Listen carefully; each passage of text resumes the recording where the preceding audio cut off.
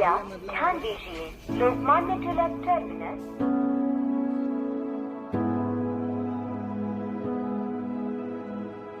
2 दिवसाच्या कोकणातल्या प्रवासामध्ये मी बरीच मज्जा केली.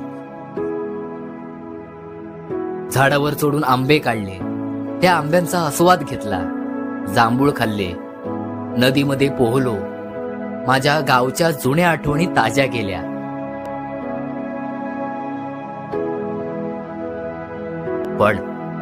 पण आता मी ते करणार आहे जे करण्यासाठी सगळ्यांनीच जन्म घेतला असावा, आणि ते म्हणजे शिकणे.